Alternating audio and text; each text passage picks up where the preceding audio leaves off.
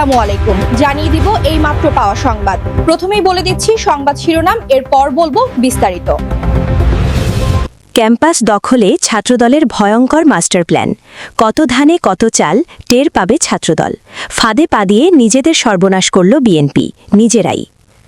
আরও থাকছে, যারা ৭২-এর সংবিধান নিয়ে খেলছেন তাদের জন্য ব্যারিস্টার ফুয়াদের চরম হুঁশিয়ারি।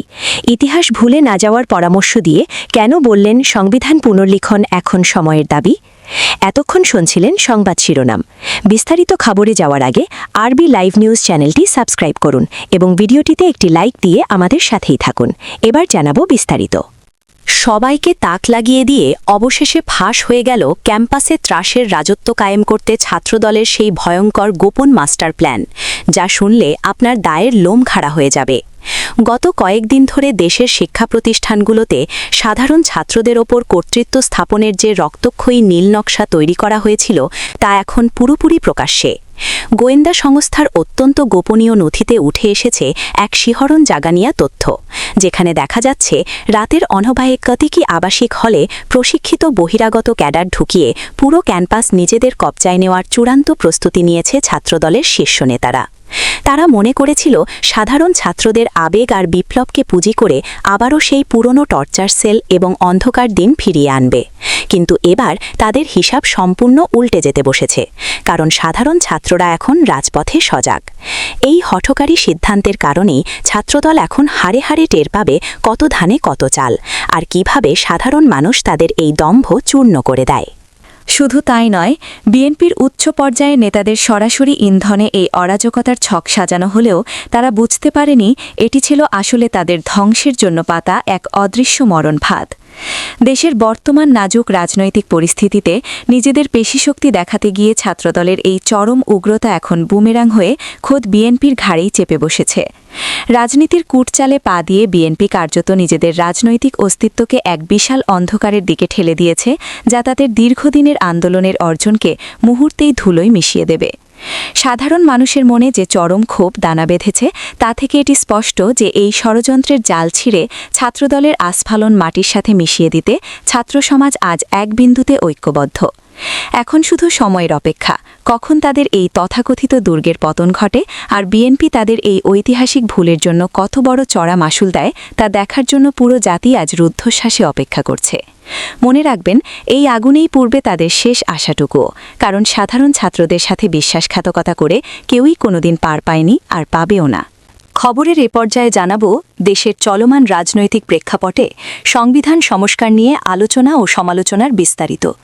বাংলাদেশে ৭২-এর সংবিধান নিয়ে যারা নতুন করে অপরাজনীতি বা কোনো হীন স্বার্থ চরিতার্থ করার চেষ্টা করছেন তাদের ইতিহাসের শিক্ষা ভুলে না যাওয়ার জন্য কঠোর হুঁশিয়ারি দিয়েছেন এবি পার্টির যুগ্ম সদস্য সচিব ব্যারিস্টার আসাদুজ্জামান ফুয়াদ।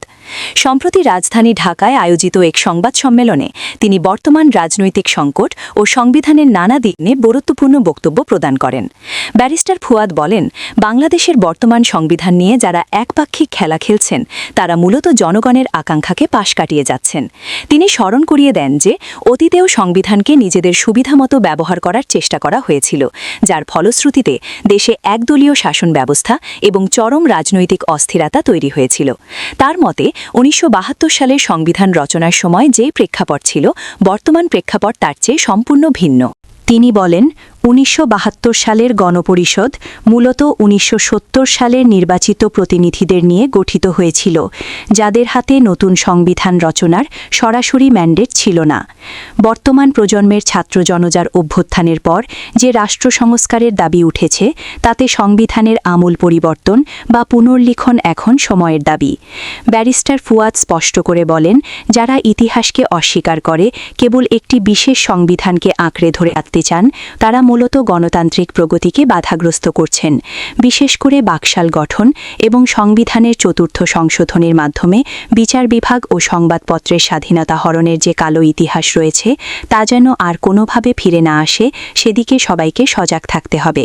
তিনি আরও বলেন, ৫ই আগস্টের পর নতুন বাংলাদেশের যে যাত্রা শুরু হয়েছে সেখানে সংবিধান হতে হবে জনগণের সার্বভৌমত্বের প্রতীক, কোনো নির্দিষ্ট দলের শাসনের হাতিয়ার নয়। দেশে রাজনৈতিক দলগুলো জনগণের প্রতি আহ্বান জানিয়ে তিনি বলেন, ইতিহাসের ট্র্যাজেডি থেকে শিক্ষা নিয়ে বর্তমান সংবিধানে যে বৈষম্য ও অগণতান্ত্রিক ধারাগুলো রয়েছে তা দ্রুত অপসারণ করতে হবে। ব্যারিস্টার ফুয়াদের এই বক্তব্য রাজনৈতিক মহলে বেশ চাঞ্চল্যের সৃষ্টি করেছে এবং সংবিধান সংস্কারের প্রশ্নে নাগরিক ঐক্যের প্রয়োজনীয়তাকে আরও ত্বরান্বিত করেছে। আজকের মতো সংবাদ এখানেই শেষ করছি। পরবর্তী আপডেট পেতে আরবি লাইভ নিউজ চ্যানেলটি সাবস্ক্রাইব করুন এবং ভিডিওটি শেয়ার করে অন্যদেরও জানার সুযোগ করে দিন। ধন্যবাদ।